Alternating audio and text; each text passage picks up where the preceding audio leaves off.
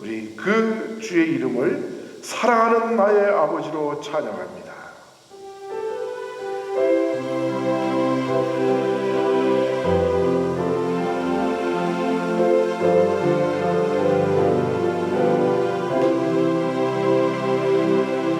사랑하는 나의 아버지,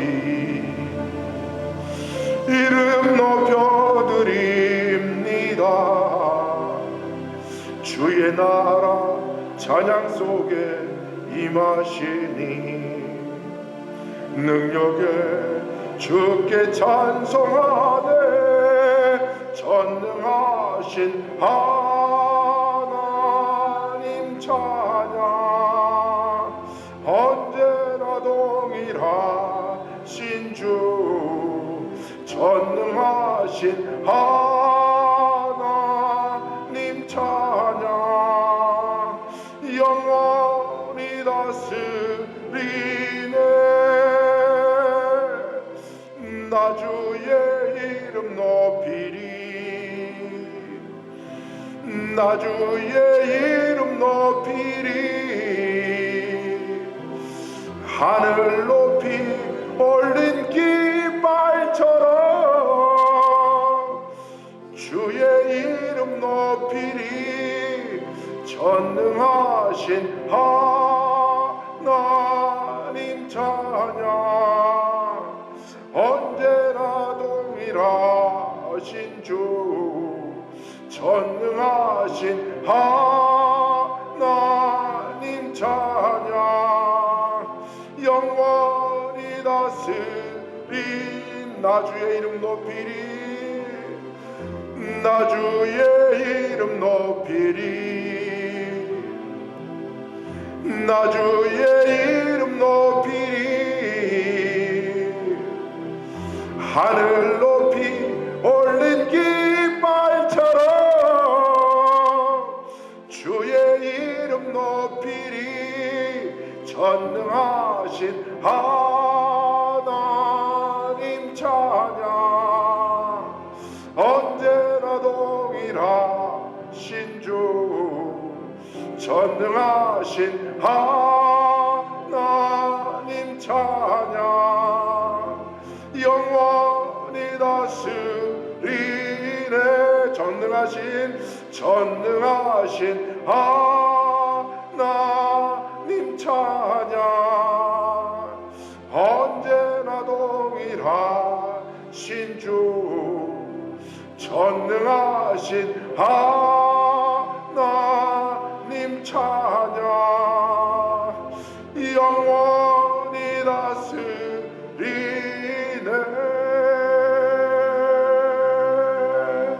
아멘. 오늘 하나님 말씀은 요한계시록 계속해서 22장, 오늘 우리가 22장 12절로 16절까지 있는 말씀을 통해서 오늘은 정말 우리가 반드시 우리 기독교인이라면 가져야 할 기독교 신앙의 3P 정신, 이건 제가 만든 말입니다. 여러분들이 다른 사람들한테 가서 이 말씀을 꼭 전해주시기 바랍니다. 기독교인에게는 이 세 가지 P 정신이 있다. 그래서 이 P가 알파벳 P가 무엇으로 시작되는지 여러분들 한번 오늘 이 가운데 은혜를 받으시기를 바랍니다. 요한계시록 22장 12절로 16절까지 있는 말씀을 먼저 읽도록 합니다. 보라, 내가 속히 오리니 내가 줄 상이 내게 있어 각 사람에게 그가 행한 대로 갚아주리라. 나는 알파와 오메가요, 처음과 마지막이요, 시작과 마침이라. 자기 두루마기를 빠는 자들은 복이 있으니 이는 그들이 생명나무에 나아가며 문들을 통하여 성에 들어갈 권세를 받으려 함이로다. 개들과 점술가들과 음행하는 자들과 살인자들과 우상 숭배자들과 및 거짓말을 좋아하며 지어내는 자는 다 성 밖에 있으리라. 나 예수는 교회들을 위하여 내 사자를 보내어 이것들을 너희에게 증언하게 하였노라. 나는 다윗의 뿌리요 자손이니 곧 광명한 새벽별이라 하시더라. 아멘. 자, 오늘 이 속에 있는 말씀을 먼저 용어 해석을 해드리도록 하겠습니다. 자, 여기 보니까 오늘 우리 말씀 가운데서 뭐라고 이야기합니까? 내가 속히 오리니 내가 줄상이 되게 있어 각 사람에게 그가 행한 대로 갚아주리라. 행한 대로예요, 그죠? 예, 우리가 기독교 신앙에 있어서 가장 중요한 것은 사도 바울이 우리에게 주신 말씀 가운데서 우리의 신앙은 경주하는 자와 같다 그랬어요. 자, 경주를 하기 위해서는 경주를 하는 데서 가장 중요한 우리가 종목이 있는데 그 마라톤이죠, 그죠? 자, 마라톤을 뛰려는 사람은 일단 자기의 몸무게를 줄여야 돼요. 자기의 체력에 맞게. 그러기 위해서는 마라톤에 참여하기 위해서는 벌써 한 몇 년 전부터 준비를 해야 됩니다. 그리고 자기 몸을 만들어야 돼요. 100m 달리기는 그냥 조금만 연습해가지고 빠른 사람이 이길 수도 있어요, 신체적으로. 그러나 마라톤을 달리는 사람은 신체적인 조건을 만들기 위해서 오래전부터 준비를 해야 됩니다.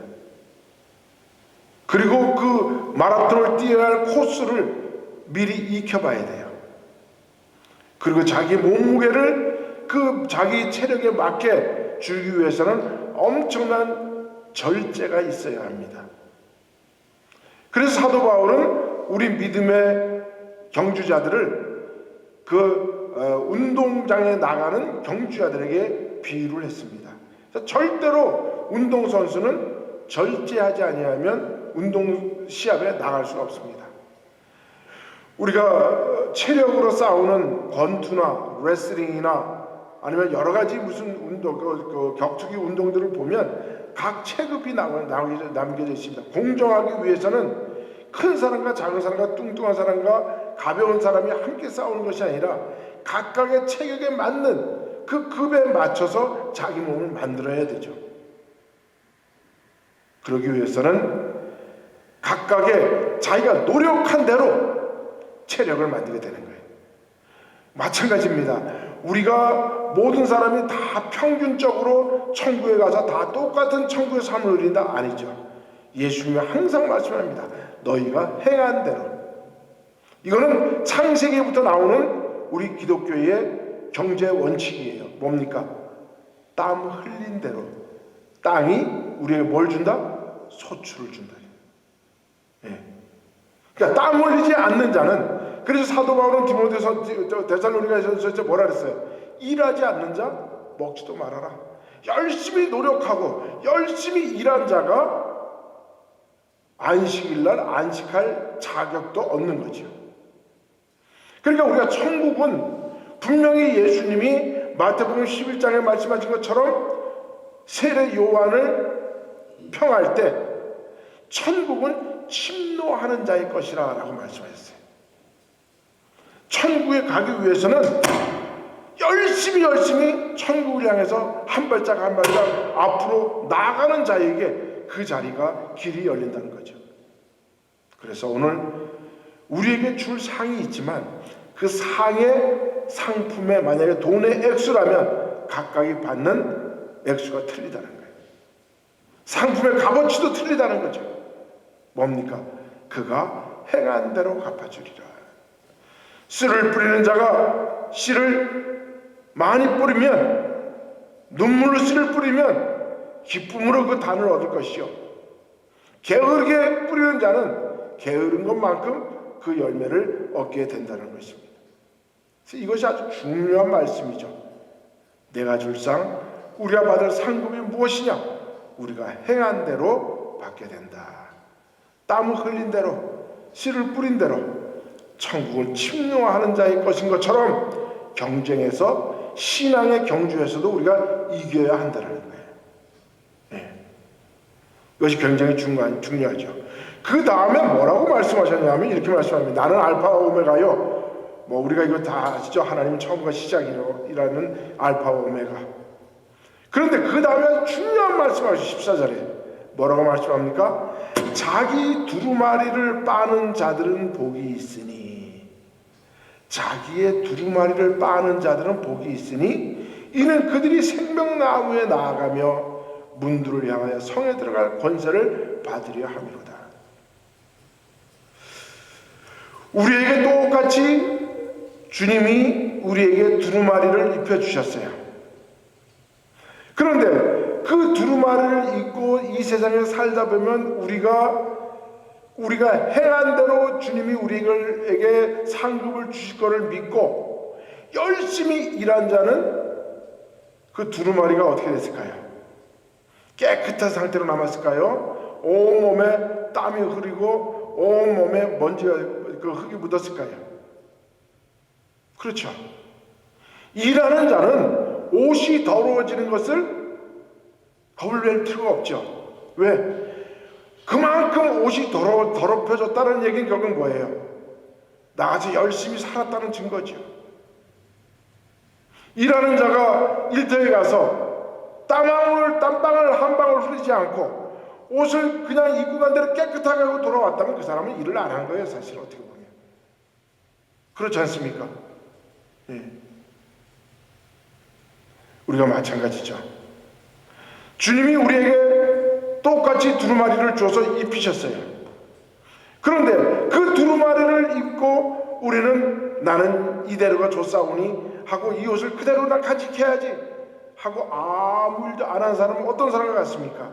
주님이 탤런트 비유를 할 때 5달란트를 준 사람이 있고 2달란트를 받은 사람이 있고 1달란트 받은 사람이 있는데 1달란트 받은 사람은 혹시라도 그거 잊어버릴까봐 그걸 땅에 묻어뒀다 주인이 왔을 때 그것을 그냥 주님 앞에 드렸어요. 그랬더니 주인이 뭐라 했습니까? 이 게으르고 악한 종아, 네가 이 추운 날 밖에 나가 울며 떠는 날이 있을 것이다 라고 아주 저주를 했어요. 그 얘기는 뭡니까? 결국 만약에 1달란트 받은 사람이 만약에 마이너스 빚을 지고 왔다면 하나님이 뭐라 했을까요? 이놈의 새끼 일하지 말고 그냥 그거라도 가만히 잘 지켰으면 얼마나 좋냐 이렇게 했을까요? 아니에요. 하나님은 그 사람이 노력한 거에 대한 그 노력한 것을 주님은 중요시 여기지 그것을 많고 적음에 거기에 가치를 부여하지 않는다는 거예요. 네가 얼마나 땀을 흘렸느냐, 네가 얼마나 열심히 흙을 팠느냐, 이것이 중요하다는 거죠. 그래서 하나님의 세계는 실패가 없는 세상이에요. 여러분, 만약에 인생을 우리가 세상에서 말하는 인생의 성공의 잣대를 우리가 세상적인 잣대를 들여다보면 사도 바울은 인생의 실패자 중에 실패자죠. 그가 결혼을 했습니까? 가정을 꾸려봤습니까? 자식을 하나 낳습니까? 그가 부유한 생활을 했습니까? 옷을 풍부하게 우리처럼 이렇게 많은 예쁜 옷을 가지고 계셨습니까? 좋은 자동차를 가지고 계셨습니까? 좋은 아파트를 가지고 계셨습니까? 가진 것 아무것도 없었어요. 그는 다른 사람이 그 사람에게 그 사도 바울에게 주는 그것조차도 받기 싫어서 자기가 직접 일을 해서 천막을 만들어서 팔아서 그걸로 영위하고 그걸로 하나님 일을 했던 사람입니다. 어떻게 보면 인생에서 가장 실패한 사람이죠. 또 인생에 실패했던 사람들 보면요, 예수님의 12제자 중에서 다 성공에 다 부유하게 잘 살았다는 사람 한 사람도 못 봤어요. 마지막 딱 한 사람. 예수님의 12제자 중에서 끝까지 자기 생을 마친 사람은 요한계시록을 쓴 사랑의 사도 요한밖에 없습니다. 다른 11 제자들은 각각의 자기에게 파송받은 곳에 가서 열심히 하다 거기서 다 순교를 했어요. 가장 멀리 온 사람이 누구냐? 예. 가장 멀리 왔던 사람이 어디까지 왔냐면 그 인도의 서부까지 왔다 그래요. 네. 도마. 그래서 지금도 거기 가면 성 도마 교회가 지금 거기 아직도 있어요. 그래서 그 성도마에게 전도를 받은 그 왕국의 거기 공주가 우리나라 가야 땅에 그 나라하고 그 결혼 동맹을 맺었는데, 그 여인이 공주가 그때 가져왔던 십자가, 그거를 뭔지도 모르게 가지고 왔는지, 하여튼 신앙이 있는지 모르겠어요. 그거를 가지고 와가지고 가야 땅에 가져와가지고, 그게 나중에 그게 불국사에서 불국사를 열었는데, 그 불상 밑에 나중에 그거를 보수하려고 열어봤더니 거기 십자가가 들어있었던 거예요. 그 온 사람이 허씨야, 허씨. 그 여인의 이름이. 그래서 지금 허씨하고 김씨하고는 결혼도 안 하잖아요. 예. 그런 역사들이 있는 거예요, 다. 그러면 11명의 제자들은 전부 다 그렇게 멀리까지 가서 복음 전하다 다 순교했어요. 딱 한 사람 끝까지 자고 죽여서 살았는데, 이 사람도 반모섬에 유배됐었잖아요. 그래서 거기에서 쓴 책이 요한계시록. 사랑의 사도 요한이에요. 그 나중에 에베소 교회에서 거기서 있다 이제 마지막에 100세가 가까이 돼서 이제 죽었다 그래요. 그러니까 예수님의 12 제자들도 인간적인 성공의 잣대를 보면 성공한 사람 하나도 없어. 그런데 우리는 그 사람의 이름이, 예수 그리스도의 그 이름이 가는 곳마다, 복음이 가는 곳마다 그 12 사도들의 이름이 전파되고 있잖아요. 사도 바울의 이름이 전파되고 있잖아요. 존경을 받잖아요. 무엇이 성공한 삶일까요? 오늘 그런데 우리에게 예수님은 자기 두루마리를 빠는 자는 복이 있나니 라고 말씀하고 있어요. 자기 두루마리를 빠는 자, 이 두루마리를 빠는 자들을 우리는 이것을 뭐라고 해석해야 될까요? 여러분은 이 두루마리를 빠는 자를 무엇으로 해석하고 싶습니까?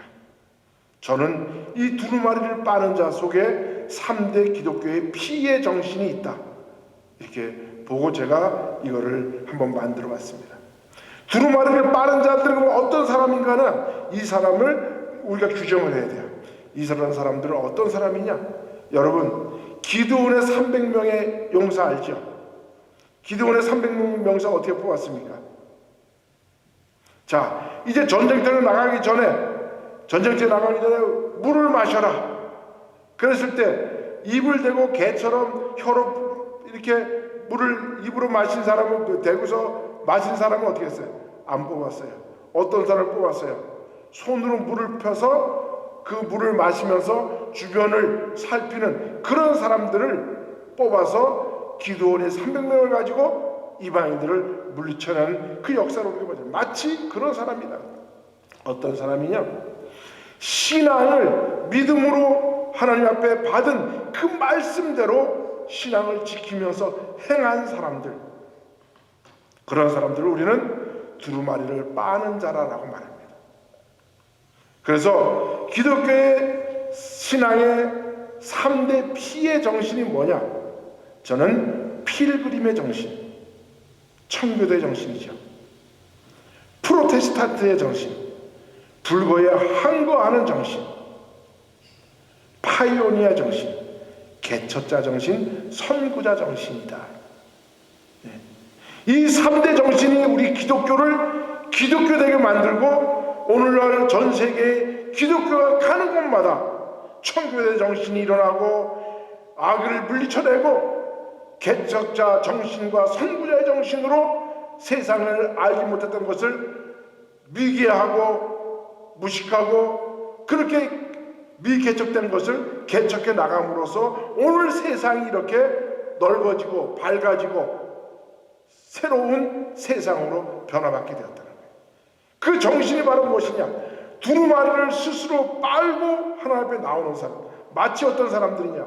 우리가 요한계시록 19장 11절에 예수님이 백마를 타고 이 땅에 오신다 그랬잖아요. 그죠? 근데 그 오시는 이름이 뭐라 그랬습니까?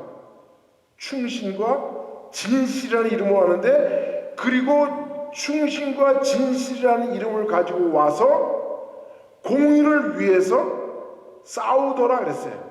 그러면 예수님이 이 땅에 오셔서 지금 열심히 세상에 아깝고 싸우는데, 우리는 다 팔짱 짚고 예수님이 이기나 악이 이기나 선이 이기나 보자 하고 이렇게 있는 사람은 구경꾼이야. 그런 구경꾼인 크리스천은 하나님이 원치 않는다. 어떤 사람이냐? 예수님이 열심히 백말 타고 나가서 충신과 진실이라는 이름을 가지고 세상의 악과 불의와 싸울 때 예수님과 함께 나가서 싸우는 그 사람들이 바로 어떤 사람들이냐? 두루마기를 스스로 빠는 사람들이에요. 방바닥에 주저려 앉아서 기도만 하고 주님 주세요, 주님 주세요, 이런 사람이 아니라 주님 어떻게 해야 됩니까? 무엇을 해야 됩니까? 나는 누굽니까? 일어나서 주님이 주시는 사명대로 나가서 행하는 사람, 나가서 예수님과 함께 싸우는 사람, 이 사람이 바로 두루마리를 스스로 빠는 자들. 이런 사람이 기드온의 300명의 용사와 같은 사람들이에요. 그래서 오늘 이 세 가지 정신을 우리가 한번 간단하게 한번 살펴보면서, 우리 기독교는 이 3대 정신이 피의 정신이 있었기 때문에 필그림, 프로테스탄트, 파이오니의 정신, 이 세 가지 정신이 있었기 때문에 기독교가 가는 곳마다 새로운 역사가 일어나야 됐고, 예수 그리스도의 복음으로 말미암아 깨어나 죽은 사람들이 살아나게 되고 새로운 자유의 생명이 일어나게 되고 세상이 이렇게 변화가 됐다는 거예요. 세 가지 피의 정신입니다. 필그림, 프로테스탄트, 파이오니아. 이것을 잃어버리면 우리는 야성을 잃어버린 사자, 야성을 잃어버린 호랑이, 야성을 잃어버린 호랑이와 야성을 잃어버린 사자는 사람이 던져주는 고기나 그냥 뜯어먹고 있는 거예요.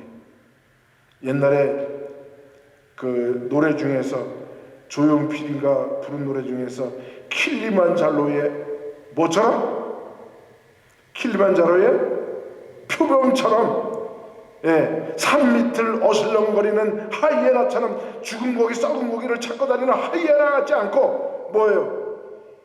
킬리만자로의 그 흰 눈을 향해서, 차가운 추운 곳을 향해서 생 고기를 먹기 위해서 찾아 올라가는 그런 킬리만자로의 표범 같은 그런 욕망성을 가져야 되는데, 그냥 남이 던져주는 거 그런 거나 주워 먹고 앉아있는 이런 사람은 하나님의 천국에 갈 수 없다는 거예요.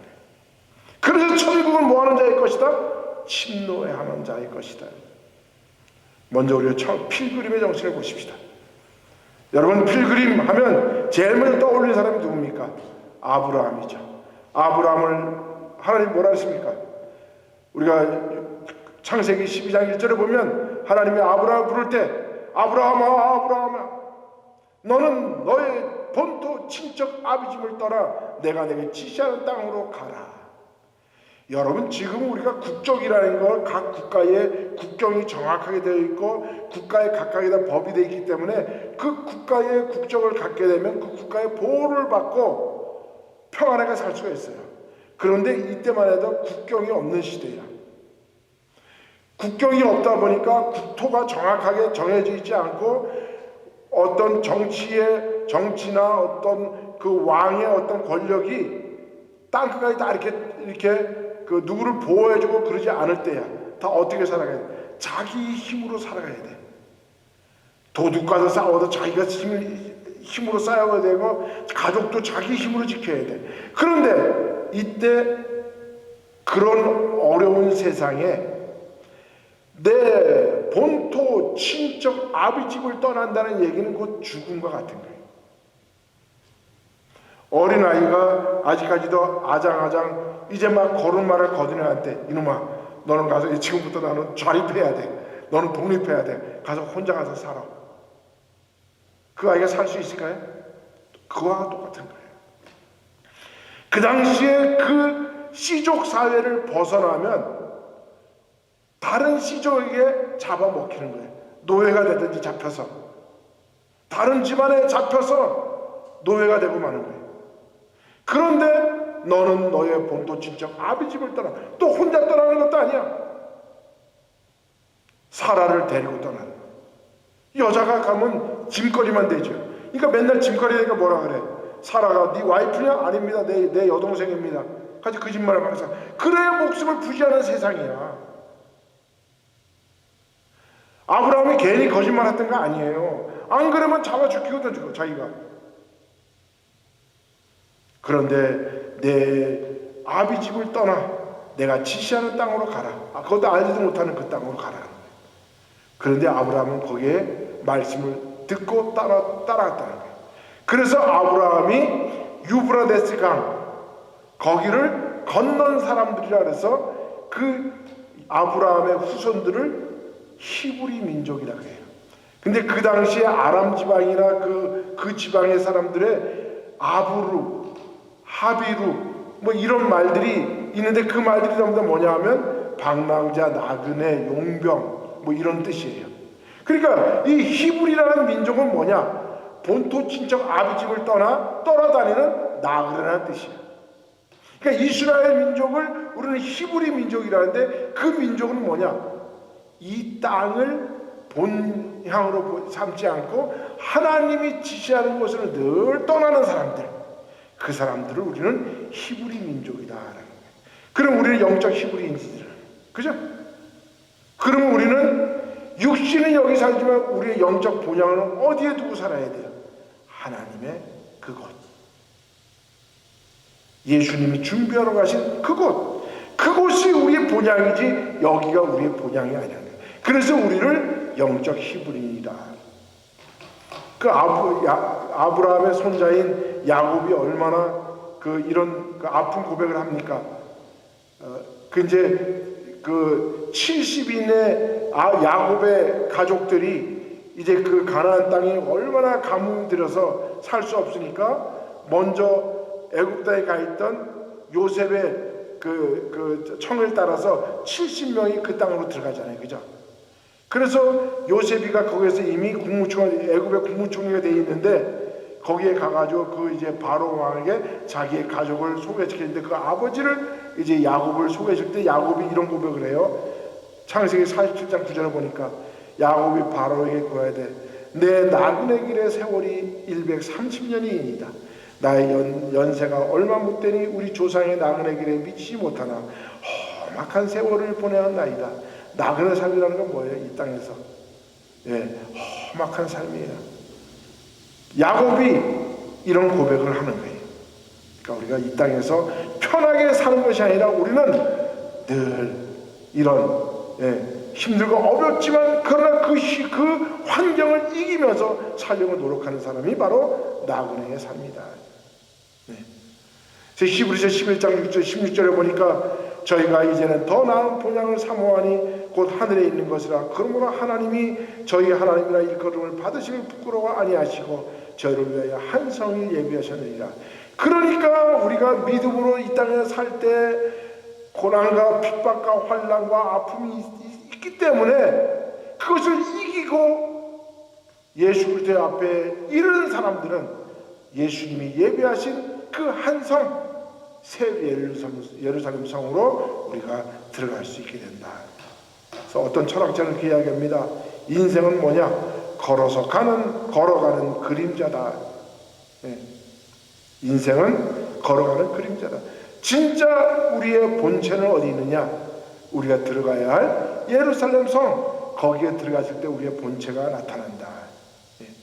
그래서 우리 필그림의 정신은 무슨 정신이냐? 아브라함과 히브리 이스라엘 사람들이 필그림의 정신이 이제 그들의 정신이 어디에게 이어졌느냐?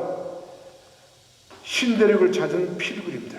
16세기에 영국이라는 나라가 로만 캐톨릭에 반대해서 영국의 에피스코팔, 그러니까 지금으로 여기서 말하면 그 영국 성공회가 만들어져요. 근데 그 영국 성공회가 영국 사람들이 많은 사람들이 우리는 가톨릭이라는 그것을 벗어났으니까 우리에게 신앙의 자유가 있겠구나 하고 기대를 했는데 영국 성공회조차도 핍박을 하니까 신앙의 핍박을 하니까 이 사람들이 이제 신앙의 자유를 찾아서 네덜란드로 몰리게 돼요.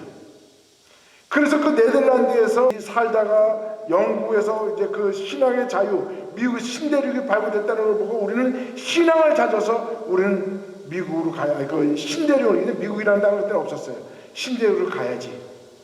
그래서 그 사람들이 배를 타고 온 사람들이 메어플라워를 타고 미국으로 와서 지금 보스턴에 있는 플리머스, 거기에 도착한 사람들이 바로 필그림들이란 말이에요. 그 사람들이 이 땅에 무엇을 찾아가느냐? 신앙의 자유를 찾아왔죠. 그래서 그들이 이곳에 와서 땅을 일구고 그들이 신앙을 자기들 정말 자유스럽게 하나님 앞에 예배드리면서 그들이 자유를 찾는데 무슨 일이, 그들의 정신이 어떤 정신이냐? 그들은 우리는 하나님의 이름으로 여기 왔다는 거예요. 이 신대륙에, 미국 땅에. 무슨 이름으로? 내 이름으로 온 것이 아니라 누구의 이름으로 왔다? 하나님의 이름으로 왔다. 그리고 우리는 하나님의 은총을 입고 우리는 여기까지 왔다. 그래서 우리는 하나님의 영광을 위하여 이곳에서 살 것이다. 그래서 우리는 어떻게 살 것이냐? 하나님이 우리를 이렇게 보고 있는데 하나님이 보시는 앞에서 일하는 것처럼, 그걸 우리는 하나님과 대면하고 대면 정신이다 그래요. 하나님 대면 정신. 그러니까 그때 당시에 미국에 왔던 필그림들은 어떤 삶을 살았느냐? 하나님이 지금 내가 하시는 모든 것들을 다 이렇게 보고 계신다. 내가 지금 하나님 면전 앞에서 일을 하는 거야.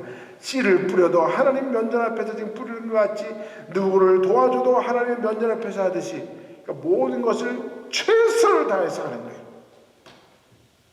최선을 다해서. 여러분, 부모님에게 맛있는 음식을 대접하려고 하는 사람이 대충 그냥 뭐 넣을 것도 안 넣고 그냥 대충 그냥 해가지고 그냥 드리는 사람 어디 있어요? 그 부모님하고 드릴 때 최선을 다해서 음식을 해서 드릴 거 아니에요, 그죠? 마찬가지로 하나님 앞에서 생활하는 이 정신, 하나님의 대면 정신이 이 미국 땅을 이렇게 세계에서 가장 살기 좋은 나라로 만든 거예요. 지금은 이제 막 이상하게 변했지만 이 필그림들이 왔을 때 그들은 하나님이 주신 이 땅, 이 신대륙, 이것이야말로 진정 하나님이 우리에게 주신 땅이요, 이 땅은 하나님의 은혜로 우리가 일해온 땅이요, 그러니 우리는 앞으로 이 땅에서 하나님의 영광을 위해서 살 것이고, 우리는 하나님이 우리를 보고 계시는 하나님의 대면 정신으로 우리는 일하겠습니다. 그들이 점점점 부가 늘어나자 미국이 그 당시에 신대륙이 유럽에서 있던 사람들보다 3배를 잘 살았어. 여러분, 우리가 1980년대 70년대만 해도 미국에 누가 가족한 사람이 있으면 그 미국에서 돈 벌어가지고 한국에 보내면 조금만 보내도 엄청나게 잘 살았어. 우리 시골에서 살 때 그 누나가 미국에 왔는데 그 걔네는 정말 못 살았거든. 근데 그 누나가 와가지고 여기서 뭐 어떻게 해가지고 돈을 뭐 얼마씩 붙여줬는데, 그 집이 갑자기 기와집 짓고 막 그러면서 잘 사는 거야. 자전거도 막 타고 사고. 되게 부러워했어요. 예. 그렇죠. 미국에 와서 이 사람들이 이곳에서 신앙생활하면서 자유의 신앙을 가지고 살아가는 그 사람들이 일으킨 이 미국 땅이 유럽보다 3배를 잘 살았어요. 그러니 유럽에 있는 사람들이 전부 다 어떤 생각을 했어요? 야, 미국이라는 나라에 가면, 아메리카에 가면 거기는 돈이, 금이 뭐 그 강에서 그냥 금 사고이 막 나온대. 예. 그래서 보물섬이라는 소설을 쓴 거예요. 여러분 보물섬 읽어보시죠, 어렸을 때. 예, 그때 쓰여진 거예요. 거기 가면 보물섬이 있대. 예. 그렇게 그들이 열심히 살다 보니까 그들이 이 미국 땅을 개척해 나가는 개척의 정신이 생겨요. 그리고 그들이 하나님의 이름 앞에, 하나님의 대면 앞에서 살다 보니까 그들에게 어떤 생각이 드느냐? 돈이 많아도 좋은 것으로만 치장하고 사치하는 것이 아니라 청빈한 생활을 하는 거예요. 그게 필그림들의 정신이에요. 그리고 늘 겸손해. 그리고 모든 것에 감사하는 생활을 하는 거예요. 실제로 우리가 믿음 생활을 하게 되면 그렇잖아요, 그죠? 믿음이 제대로 들어가면 우리가 하나님이 늘 아브라함을 모르는 곳으로 보낸 것처럼 나를 어디를 보낸다 해도 우리가 하는 거야. 그게 바로 개척 정신이거든요. 그리고 기독교인들이 뭐 돈 있다고 뭐 함부로 막 그렇게 안 하잖아요, 그죠? 청빈한 생활을 하는 거예요. 늘 겸손하고 감사가 넘치고. 예. 그래서 이것이 미국을 이렇게 세우는 기본 정신, 필그림의 정신이 된 거예요. 개척 정신, 예. 청빈, 겸손, 감사. 예. 그러니 하나님이 거기에 복의 복을 더해주니까 미국이라는 땅이 하나님의 축복받은 땅으로 온 세상에 알려지게 되었다는 거죠. 이게 바로 필그림의 정신입니다. 우리가 첫 번째 이 필그림의 정신을 가져야 돼요. 기독교인들이 이 필그림의 정신을 잃어버리면 이미 야성을 잃어버리는 거예요.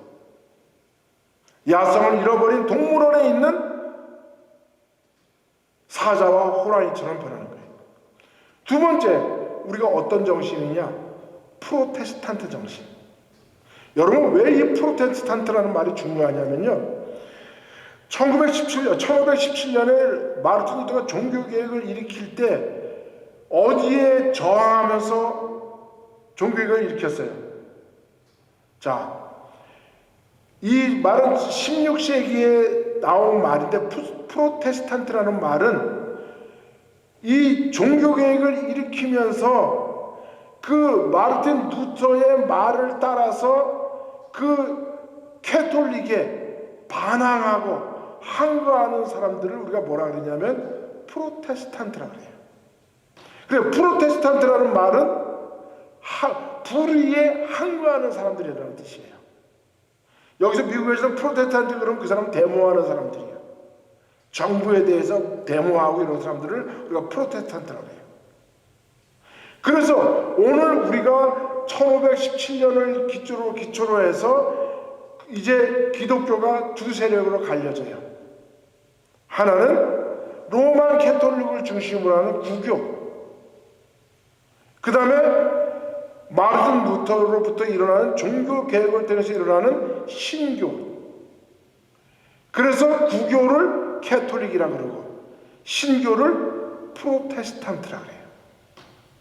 그리고 그 프로테스탄트는 뭐냐 하면 16세기 루터의 종교개혁을 계기로 로마 캐톨릭에서 분리되어서 생겨난 기독교 교파를 통칭하는 말이 프로테스탄트라는 말이에요. 그런데 이 프로테스탄트는 왜 일어났느냐?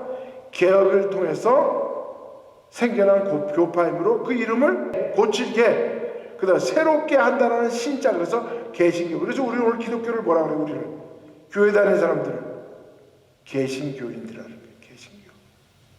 그래서 우리는 뭐예요? 저절로 지금은 교회 나오고 성당에 가지 않고 교회에 오는 사람들을 우리는 프로테스탄트라 그래요. 그래서 고치고 새롭게 하는 사람이라는 뜻이에요. 그리고 불의에 항거하는 사람들이라는 뜻이에요. 1517년에 면죄부가 판매됐어요. 레오 10세라는 사람이 그 교황이 되는데 그 사람은 그림을 너무 좋아해. 그러니까 온 세계에 있는 유명한 그림을 다 사놔드리고 레오나르도 다빈치 뭐 이런 사람들 들다가 그 로마 교황청은 그냥 벽화를 그리니까 돈이 없어. 그러니까 그때부터 뭐를 팔기 시작해요? 면죄부를 팔기 시작해요. 면죄부.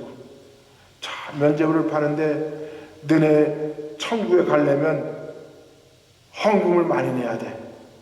그리고 너네 믿지 않는 부모는 지금 지옥에 있는데 그 지옥에 있는 부모를 천국으로 데려가려면 여기서 돈소리를, 성당에 왔을 때 헌금 주머니에 돈소리를 크게 내면 낼수록, 돈 떨어지는 소리가 크게 나면 날수록 너네 부모가 천국으로 조금 올라와.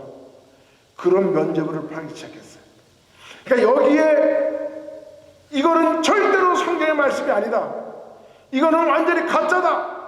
거기로부터 마르틴 루터가 종교 개혁을 일으키는 게 면죄부 판매에 대해서 비텐베르크라는 그런 성당 앞에다 갖다가 95개조 방방문을 갖다가 작성해서 붙이죠. 그게 바로 옆에 있는 그림입니다. 그리고 그 마르틴 루터가 종교 개혁을 시작함으로 말미암아 1529년 약 12년이 지난 뒤에 독일 슈파이에서 열린 국제회의에서 루터교의 종교개혁파들은 개혁을 탄압하는 카를로스 5세 황제와 로마 카톨릭에 대항해서 항의서를 제출합니다. 이때부터 종교개혁을 억압하는 세력에 맞서 종교개혁을 억압하는 세력에 맞게 싸우는 사람들을 프로테스타티오, 로마어로 이렇게 불렀어요. 그래서 그 말이 오늘날 영어로 프로테스탄트가 됐다는 거죠. 그러니까 우리 기독교 개신교인들은 뭐냐 하면 불의에 항거하지 않으면 이 사람을 우리가 기독교인이라고 말할 수가 없어요. 성경이 잘못된 비본질을 가지고 믿는 거에 대해서 그거를 프로테스탄트 하지 아니하면 그 사람을 우리는 기독교인이라고 말할 수가 없어요. 악과 불의에 항거하지 아니하고 악과 불의와 짝하고 사탄의 세력에 짝하는 사람을 우리는 기독교인이라고 말할 수 없는 거와 똑같은 거예요. 개신교들이라면 세상에 불의에 항거할 줄 알고 악과 싸워서 그 악과 싸워서 이겨낼 수 있는 그러한 신앙을 가져야 프로테스탄트라는 명칭을 받을 수가 있다는 것입니다. 세 번째, 파이오니아 정신. 우리가 성경에서 파이오니아 정신의 제1사람을 뽑으라고, 첫 번째 사람을 뽑으라고 하면 바로 여호수아를 뽑을 수 있어요. 여호수아 17장 18절에 하나님이 여호수아에게 이렇게 명령합니다. 그 산지도 내 것이 되리니 비록 살림이라도 내가 개척하라. 그 끝까지 내 것이 되리라. 가나안 족속이 비록 철병거를 가졌고 강할지라도 내가 능히 그를 쫓아내리라 하였더라. 여러분, 이게 얼마나 어려운 일이냐 하면요, 여호수아가 가나안 땅에 있는 7 족속들을 몰아낸다는 것은 얼마나 어려운가 하면 제가 이렇게 예를 드릴게요. 이미 가나안 땅에 있던 그 7 족속들은 철기 시대에 사는 사람들이에요. 철기 시대. 그러니까 쇠가 엄청나게 단단한 쇠덩어리를 가지고 무기를 만들어서 말병거를 만들고 철병거를 만들어서 싸우던 사람들이 바로 이 가나안의 7 족속들이야. 그런데 가나안 땅에 지금 막 도착해서 그들을 정복하려고 들어간 이 히브리인들, 이스라엘 민족들은 어떤 시대에 살았냐면 무기가 전부 다 청동기 무기야. 청동기 무기. 여러분, 우리 구석기, 신석기, 청동기, 철기 이렇게 쭉 변하시잖아요, 그죠? 그러면 청동기 무기를 가진 사람이 철기 무기를 가진 사람이 이길 수 있어요, 없어요? 없죠.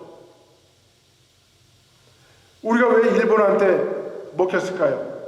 우리는 창과 칼로, 활로 전쟁을 하는데 일본은 무슨 걸로 대포로 가서 드르륵 쏘는 거예요. 다 죽죠. 동학군들이 다 죽은 거예요. 그래서 똑같은 거예요. 그런데도 하나님이 그 산지로 가라, 내가 그 땅을 너에게 주리라, 그 말씀을 믿고 산지로 올라가서 싸운 사람이 바로 여호수아예요. 그래서 그것을 개척하는 거예요. 그래서 비록 상황은 도무지 안 되지만 하나님의 명령을 믿고 나가는 그 정신이 바로 개척자의 정신입니다. 이 개척자는 어떤 사람들인가 보세요. 하나님의 뜻을 발견해야 돼요. 만약에 하나님의 명령도 안 하는데 철기를 가지고 있는 사람 앞에 청동기 무기를 가지고 싸우면 질까요, 이길까요? 일반 상식적으로는 질 수밖에 없어요. 철기는 그냥 한번 내렸지만 청동기 칼은 그냥 뚝뚝 그냥 다 휘어져, 다 깨져버리고. 그런데 여호수아는 소명의식이 있어서, 어떤 소명에서 하나님이 가라, 개척하라 라고 했더니 그 말씀을 붙잡고 간 거예요. 하나님의 뜻을 발견할 줄 알아야 돼요. 자기의 어떤 무슨 명예심이나 자기의 어떤 욕심에 의해서 가는 것이 아니라 하나님의 뜻에 맞게 나가는 사람, 그 사람이 파이어의 정신을 가지고 있는 거예요. 자신을 드리는 헌신이 있어야 됩니다. 헌신이 뭐냐? 영어로 말하면 커미트먼트. 무엇을 행하는 거예요. 그냥 말만 하고 자리에 앉아 있는 것이 아니라, 기도만 하고 그냥 앉아 있는 것이 아니라 커미트먼트. 행해야 돼요. 영어에서 커미트라는 말이 아주 중요한 말입니다. 행하는 거예요. 예. 하나님 말씀하셨지만 그 말씀이 이것은 그대로 행하는 거예요. 커미트. 그 커미트먼트의 정신을 가져야 됩니다. 마지막으로 결과에 연연하지 않습니다. 아까 제가 탤런트 비유를 드릴 때 5달란트 받은 사람이 10달란트를 만들고, 2달란트 받은 사람은 4달란트 만들고, 1달란트 받는 사람은 숨겨놨고, 만약에 거기에 하나를 더 붙여봅시다. 만약에 1달란트 받은 사람이 그것을 사용해서 열심히 일하는데 다 잃어버렸어. 실패했어. 그럼 하나님이 너 잘못했다고 뻥치는 게 아니야. 내쫓는 게 아니에요. 하나님의 파이오니어 정신을 가진 사람은 실패를 무서워하지 않아요. 결과에 연연하지 않습니다. 하나님이 하라면 하는 거예요. 그게 바로 선구자의 정신입니다. 선구자의 정신. 역사 이래로 하나님의 사람들은 한결같이 선구자들이고 개척자들이었습니다. 아브라함이 그랬고, 이삭이 그랬고, 야곱이 그랬습니다. 아브라함이 갈대 우르를 떠나 내가 지시하는 그 땅으로 가라 그랬을 때 그는 떠났어요. 이삭에게 가는 곳마다 우물을 팔아. 우물 파는 게 얼마나 힘듭니까? 지금도 중동지방에 가서 우물 하나 파는데 100만 불이던데 10억이 들어가요. 10억이. 그런데 사람의 손으로 그걸 파요. 그래 파놓으면 또 그 동네 사람들이 와가지고 우리 내 땅이니까 너 꺼져. 그럼 또 거기서 이삭은 또 그거 남겨도 또 가. 그래서 7개를 팝니다. 다른 사람 같으면 파겠어요? 하나님 파라니까 파는 거죠. 그렇습니다. 야곱은 어떤 사람입니까? 야곱은 정말 자기 형 에서에게 죽음을 당할 수밖에 없는 그런 상황에서 그 루스 땅으로, 자기의 외삼촌이 있는 그 땅으로 가기 위해서 자기 부모님의 엄마의 치마폭에서 떠나잖아요. 홀로 서기 위해서. 홀로 설 줄 알아야 돼요. 독립할 수 있어야 돼요. 파이오니어 정신은 내가 무엇을 할 수 있다라는 자기 스스로의 독립감을 가져야 됩니다. 누구 때문에 뭐 하고 누구 때문에 뭐 하는 게 아니에요. 그래서 선구자는 맨 성공해서 가보지 않은 길을 열어가는 사람입니다. 여러분, 우리가 다윗이 골리앗과 싸울 때 사람들은 다 비웃었어요. 그런데 돌멩이 하나, 물팔매 하나 들고 나가서 골리앗과 싸워서 싸우리라. 누가 이겼습니까? 누가 생각을 했어요? 누가 기대했어요? 그러나 다윗은 가서 이겼습니다. 남들이 가지 않는 길은 그 길이라도 나가서 하나님의 뜻이라면, 하나님이 하라면 너는 12척에 되는 칼을 들고 나오지만 나는 만군의 여호와의 이름으로 나가 싸우리라. 그를 승리하잖아요. 이게 선구자의 정신이라는 거예요. 개척자 선구자들은 언제나 두려움과 모험이 있습니다. 두려움과 모험이 있기 때문에 그걸 이기려고 나가는 거예요. 벽이 있으니까 그것을 넘으려고 하는 거예요. 강이 있으니까 그것을 건너려고 하는 거예요. 산이 있으니까 올라갑니다. 우리가 힐러리 경이 최초로 히말라야 8,800을 오른 사람입니다. 그 사람에게 물었어요. 당신은 어떤 정신으로 그 산에 올라갔습니까? 산이 있어서 산에 올랐을 뿐입니다. 벽이 있어서 벽을 넘었고요. 강이 있어서 강을 건너는 거예요. 산이 있기 때문에 산을 넘는 거지, 산이 없이 그냥 갈 거면 무슨 의미가 있어요? 산이 있으니까 산에 오른 거예요. 그게 바로 개척자의 정신이라는 거죠. 선구자의 정신이라는 거죠. 개척자들은 남이 닦아놓은 길을 가지 않고 아무도 가보지 않은 새 길을 걸어가는 사람들을 우리는 선구자, 개척자라고 이야기합니다.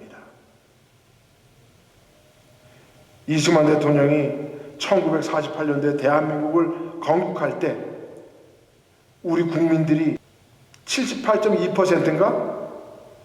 우리 공산주의 합시다. 우리 공산주의로 갑시다. 그 공산주의는 함께 일하고 함께 먹는 그런 공동사회라는데 얼마나 좋아요. 우리 그렇게 갑시다. 그러나 이승만은 아닙니다. 우리가 가야 할 것은 하나님의 이름으로 만들어진 저 미국이라는 나라, 영국처럼 저렇게 기독교로 잘 살게 나라, 그 나라처럼 우리는 자유민주주의로 가야 합니다.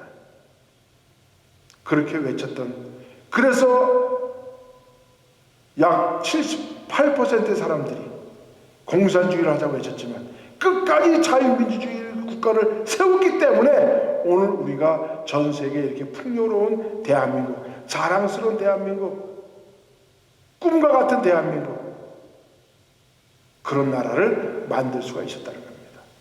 만약에 모든 사람들이 가자고 했으면, 여러분, 모세가 이스라엘 백성들을 이끌고 가나안 땅으로 들어갈 때 백성들에게 묻습니다. 우리가 가나안 땅으로 갈까 말까요? 백성들이 뭐라 합니까? 아이고, 왜 이렇게 힘들대 우리 끌어옵니까? 우리 애국으로 돌아갑시다. 그것에는 우리가 옛날에 있을 때 거기서 가마솥에 펄펄 끓는 소고기 먹고 마음껏 먹었는데 맨날 이렇게 배고프면서 춥고, 겨울 밤에는 춥고 낮에는 더운 이것을 우리가 왜 가야 합니까?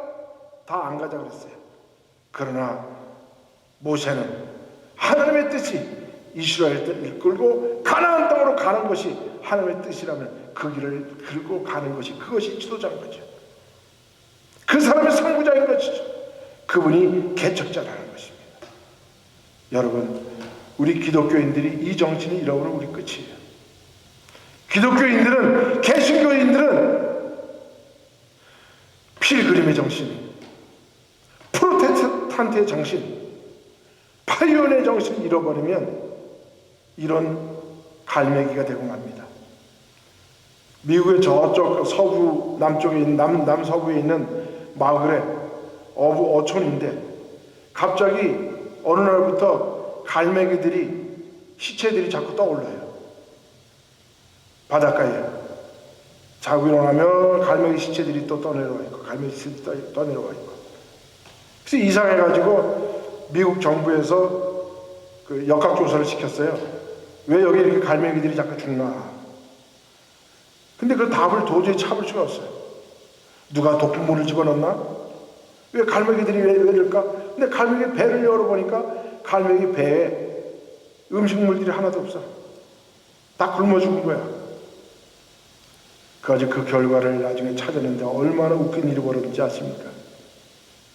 그 조그만 어촌에 이제 거기서 생선을 팔아가지고 잡아다가 생선을 시장에 가서 팔고, 그래서 돈을 벌고 먹는 사람들이 거기에 생선들이 많이 나니까 통조림 공장을 만들었어. 통조림 공장을 만들어가지고는 이제 잡아온 생선들을 이제 머리 잘라내고 내장 잘라내고 꼬리 잘라내고 지름이 잘라놓고 그 살만 갖다가 통조림을 만들고 나머지 다 어떻게 했어? 버리기 시작했어요. 그랬더니 그 동네에 살던 갈매기들이 바닷가에 나가가지고 물고기를 잡아먹는 것이 아니라 그 갈매기들이 그 통조림 공장만 가면 먹을 게 천지백갈이야. 사람들이 그냥 다 버려. 살 거면 빼놓고. 그러니까 이것들이 먹질 않기 시작한 거예요. 가서 바닷가에 나가지 않고 전부 다 올려 몰렸느냐? 통조림 공장으로 몰렸어. 그래서 거기서 나오는 쓰레기를 뒤져가지고 거기서 생선 찌꺼기들을 먹고 살기 시작했어요. 그런데 통조림 공장 하는 사람이 가만히 보니까 통조림 살코기는 얼마 안 나오고 쓰레기를 버리는 게 더 많아. 그러니까 이걸 어떻게 하든지 좀 다른 돈으로 벌 수 있지 않을까. 그래가지고 그걸 보니까 이걸 가지고 동물 먹이를 만들면 되겠다. 그래서 그 다음부터 쓰레기를 안 버리, 쓰레기로 나가는 걸 다 그거를 수거해가지고 뭐를 만들기 시작했어요? 동물 밥을 만들기 시작했어요. 사료를. 그러니까 쓰레기가 안 나가는 거야. 그때부터 갈매기 시체들이 바다에 뜨기 시작한 거야. 왜? 바다에 나가서 이 갈매기들이 물고기들을 잡아서 먹던 그 야성이 사라지고 몇 년 동안 통조림 공장에서 나오는 쓰레기만 뒤다 보니까 이것들이 거기에 유수돼가지고 밖에 나가서 그 생선을 잡을 줄 모르고 쓰레기통만 쳐다보다가 쓰레기통이 텅텅 비니까 나중에 다 굶어 죽은 거야. 야생에서 야성을 잃어버린 갈매기가 이렇게 되는 거예요. 마찬가지예요. 기독교인이 이 뚜리 피의 정신을 잃어버리면 우리는 쓰레기예요. 사람들, 예수님이 그러셨죠? 소금이 그 맛을 잃으면 사람들 발에 밟힐 뿐이라고요. 우리 기독교인이 왜 이 땅에 있어야 합니까? 이 세 가지 정신입니다. 필그림의 정신, 프로테스탄트의 정신, 파이오니의 정신. 이 세 가지가 지금까지 기독교의 역사를 이루어냈고, 이것이 바로 하나님의 구속사를 이루었고, 지금 인류의 역사가 이렇게 흘러가고 있다는 것입니다. 그런데 우리가 지금 개신교 기독교인들이 이 정신을 잃고 있으니까 쓰레기통만 바라보던 갈매기가 배고파서 죽는 것처럼 기독교인들이 좀 더 약해지고 죽어가는 거예요. 뭐를 회복해야 되느냐? 우리가 어떤 두루마리를 빨아 입어야 되느냐? 이 세 가지. 뭐라고요? 필그림 정신, 프로테스탄트의 정신, 파이오니의 정신. 이거를 회복하여 기독교의 영성을 이루어야 할 줄 믿습니다. 기독교가 이것을 회복해야 이 세상에 다시 교회가 바로 있을 줄 믿습니다. 우리가 이것을 이룰 때 하나님의 뜻을 이루어나가는 천국에 이르는 우리 모두 되실 줄 믿습니다.